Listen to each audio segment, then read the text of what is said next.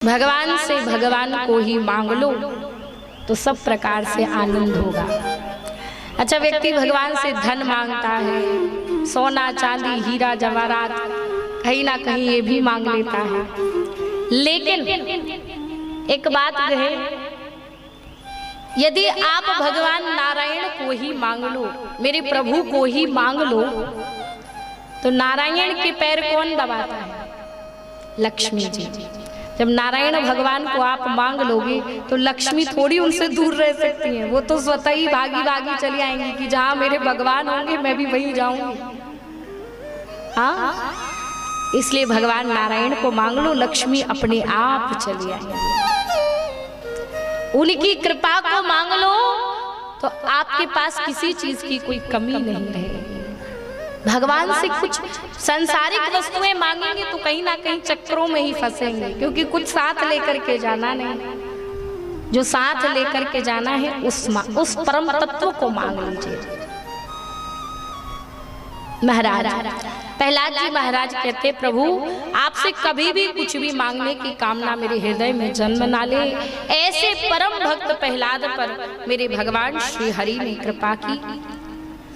भगवान के ऐसे दिव्यतम भक्त हुए श्री प्रहलाद जी महाराज। आगे श्री सुखदेव जी महाराज राजा परीक्षित को गजेंद्र मोक्ष की बड़ी ही पावन कथा श्रवण पान कराते हैं कि हे राजन, सुखदेव जी वर्णन करते हैं कि हे राजन, एक त्रिकूट नाम का पर्वत था और उसी पर्वत पर समस्त प्राणी जीव जंतु सभी निवास करते थे। इसी त्रिकूट पर्वत पर एक हाथी रहता था जिसका नाम था गजेंद्र। गजेंद्र के अंदर इतना बल था। गजेंद्र का अर्थ ही होता है कि हाथियों का राजा। इसके अंदर बहुत ही बल था, इतना बलशाली था कि कहीं ना कहीं से अपने बल का इतना अभिमान था महाराज कि सोचता था मुझे कभी भी कोई नहीं हरा सकता, मैं ही जीतने वाला हूँ, मैं ही विजय होने वाला हूँ। गजेंद्र अपने जीवन में बड़ा अभिमानी महाराज। एक दिन क्या हुआ, गजेंद्र की एक तो 50 पत्नियां हैं और 150 पुत्र हैं। अपनी पत्नियों और अपने बच्चों के साथ में गजेंद्र एक दिन एक सरोवर में गया, स्नान किया, जल किलोल करने लगा। अपनी पत्नी और बच्चों के साथ उस सरोवर में बड़ा आनंद ले रहा था कि उसी सरोवर में एक विशाल ग्राह रहता था। ग्राह यानी मगरमच्छ। तो उसी ग्राह ने आज उसी विशाल ग्राह ने गजेंद्र का पैर जोर से पकड़ लिया। गजेंद्र का पैर जम करके पकड़ लिया महाराज। गजेंद्र को एक क्षण में ये महसूस तो हुआ कि किसी ने मेरा पैर पकड़ा है, लेकिन गजेंद्र को अभिमान था। उसे लगा कि अभी पता चलेगा कि किसका पैर पकड़ा है तो कोई भी छोटा मोटा जीव होगा स्वतः ही मुझसे माफी मांगने आएगा, छोड़ देगा महाराज। लेकिन बहुत देर हो गई। जल किलोल करते करते उसे अभी आनंद आ रहा था, लेकिन अब जब वो ग्राह जो था वो हाथी के रक्त का शोषण करने लगा तो उस समय हाथी को कुछ पीड़ा महसूस हुई। गजेंद्र को पीड़ा महसूस हुई, सोचने लगा कि ये कौन है जिसने मेरा पैर पकड़ा हुआ है। जैसे ही आज जल के नीचे दृष्टि डाल करके देखी तो देखा एक बहुत विशाल ग्राह है जिसने मेरे पैर को पकड़ा हुआ है। गजेंद्र ने सोचा कि अब मैं अपने पैर को छुड़ाऊं। अपने पैर को छुड़ाने के लिए आज गजेंद्र ने खूब प्रयास किया, खूब ताकत लगाई, सारे बल का परिचय दे दिया महाराज, लेकिन उस ग्राह ने गजेंद्र का पैर तिल भर भी नहीं छोड़ा। बड़ा परेशान हो गया। अंत में सारा बल महाराज चूर चूर हो गया। जीवन में कभी भी अहंकार नहीं करना चाहिए, कभी भी अभिमान नहीं करना चाहिए। जब अभिमान रावण का नहीं चला तो फिर हम और आप कौन होते हैं।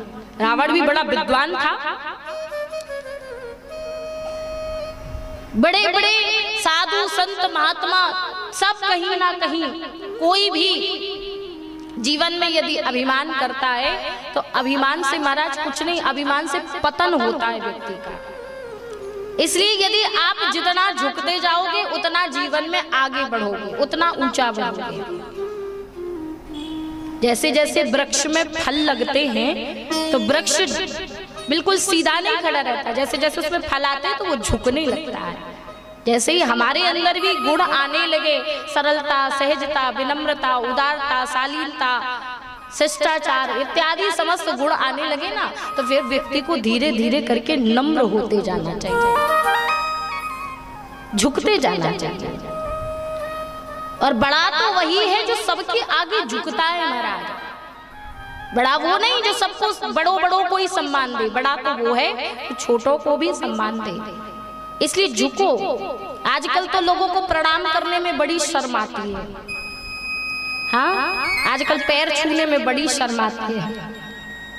आजकल ये जो हाथ है ना महाराज, ये जो हाथों से हम लोग पैर पड़ते हैं, तो ये हाथ है ना, ये पैर तक पहुंचते ही नहीं है, घुटने तक ही होकर वापस आ जाते हैं।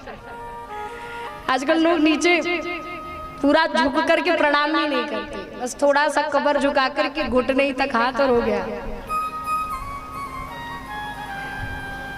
चरणों को प्रणाम करने का एक अलग महत्व है। और हमारे सनातन धर्म में, हमारी संस्कृति में, हमारे हिंदुत्व में तो बड़े भाव के साथ यही बताए कि प्रणाम की पद्धति क्या है, प्रणाम का सिद्धांत क्या है। और प्रणाम करने के लिए भी नियम है। ध्यान देना, माताओं से कह रहे हैं, आप लोग कभी भी साष्टांग दंडवत प्रणाम नहीं किया करो। माताओं के लिए ये निषेध है। जो माताएं बिल्कुल लेट करके प्रणाम करती हैं ना, लेट करके माताओं को प्रणाम नहीं करना चाहिए। अपना ये वक्ष स्थल पृथ्वी पर नहीं लगना चाहिए, ये शास्त्र कहते हैं। माताओं के लिए साष्टांग दंडवत प्रणाम जो है वो निषेध है। माताओं को घुटने टेक करके प्रणाम कर लेना चाहिए। और पुरुषों के लिए जो धर्म है वो तो यही है कि आप लोग साष्टांग दंडवत प्रणाम कर सकते हो, आप लोग लेट करके प्रणाम कर सकते हो, लेकिन माताओं के लिए कार्य निषेध है, वर्जित है, नहीं करना चाहिए। प्रणाम कीजिए लेकिन घुटने टेक करके आप प्रणाम कर सकते हैं। प्रणाम करने से व्यक्ति के अंदर का अहंकार झुक जाता है, अहंकार खत्म हो जाता है, व्यक्ति नर्म बन जाता है, विनम्र बन जाता है। इसलिए प्रणाम करो, अहंकार मत करो, अभिमान मत करो, क्योंकि ये व्यक्ति को ले डूबता है। यही हुआ गजेंद्र के साथ भी। खूब अहंकार किया, अभिमान किया महाराज, अंत में हुआ क्या? अंत में बड़ा सारा अभिमान जो था चूर चूर हो गया। अपने सारे बल का परिचय दे दिया, पर ग्राह ने तनिक भी पैर नहीं छोड़ा। तब वो परेशान हुआ महाराज, अपनी पत्नियों को आवाज दी, अपने बच्चों को आवाज दी कि मेरी सहायता करो, मेरी रक्षा करो, मेरे प्राणों को बचाओ, मैं संकट में हूं। आज गजेंद्र की सूंड से सूंड सबने मिलाई और समस्त हाथ जितनी उसकी पत्नियां थी, बच्चे थे, सब मिलकर के आज गजेंद्र को बाहर निकालने का प्रयास करते रहे महाराज। दिनों दिनों तक लगे रहे, खूब खींचने का प्रयास किया, पर वह गजेंद्र बाहर नहीं आ पाया। क्यों? ग्राह ने तिल भर भी पैर नहीं छोड़ा। रक्त का शोषण करते करते हाथी को वो नीचे खींचता जा रहा है और गजेंद्र की पत्नियां और बच्चे उसे ऊपर खींचने का प्रयास कर रहे हैं। खींचते खींचते महाराज इतना समय हो गया, 3 महीने हो गए। 3 महीने तक निरंतर लगातार उसकी पत्नियां, उसके बच्चे उसका साथ देते रहे। लेकिन एक समय ऐसा आया, 3 महीने के बाद बच्चों ने कहा कि पिताजी आप तो बाहर ही नहीं निकल रहे, बस अब हम थक गए हैं, अब हमसे नहीं होगा। बच्चों ने सूंड से सूंड हटा ली, सारे बच्चे किनारे हो गए। पत्नियां कुछ दिन और साथ देती रही, पर एक समय पत्नियों ने भी साथ छोड़ दिया। गजेंद्र बेचारा अकेला बचा। सोचने लगा, विचार करने लगा कि बताओ, जिन पत्नियों के लिए, जिन बच्चों के लिए मैंने कितना कष्ट उठाया, अपनी हर इच्छा को एक प्रकार से त्याग करके इनकी इच्छाओं को पूर्ण किया। आज संकट की घड़ी में, आज दुख की घड़ी में, आज परेशानी के समय में मेरी पत्नियां, मेरे बच्चे सब मेरा साथ छोड़ करके चले गए। गजेंद्र को तब महसूस हुआ कि संसार में कोई किसी का नहीं होता है, केवल भगवान ही है जो उस भक्त के हो सकते हैं महाराज। और जब बारंबार यही कहा, यही बात कही, आज गजेंद्र बारंबार भगवान को याद करने लगा कि भगवान कृपा कीजिए। आज गजेंद्र ने स्तुति की, एवं व्यवसितो बुद्धया समाधाय मनोहृदि जजाप परमं जाप्यं प्राग जन्मयनुशीक्षितम्। गजराज ने बड़ी मंगलमयी स्तुति की, भगवान कृपा कीजिए, रक्षा कीजिए, मेरे प्राणों को बचाइए। जिस परमात्मा के बिना इस संसार में एक पत्ता भी नहीं हिल सकता, जिस परमात्मा के बिना सूर्य और चंद्रमा भी प्रकाश उजाला नहीं कर सकते, ऐसे वो परमात्मा आकर के मेरी रक्षा करें। बारंबार जब गजेंद्र ने पुकारा, तब मेरे प्रभु, तब मेरे नारायण भगवान आज चले आए। गरुड़ पर सवार होकर के भगवान नारायण आ गए। यहाँ गजेंद्र बिल्कुल नीचे डूबा गया था, केवल सूंड उसकी बची थी।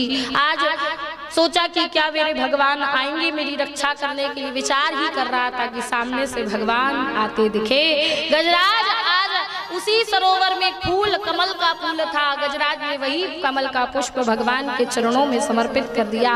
और बड़े भाव के साथ मेरे प्रभु नारायण ने आज उस ग्राहक का मस्तक धड़ से अलग कर दिया, ग्राहक का आज उद्धार कर दिया और गजेंद्र पर कृपा कर दी, गजेंद्र के प्राणों को बचा लिया। बोलिए नारायण भगवान की जय, बोलिए नारायण भगवान।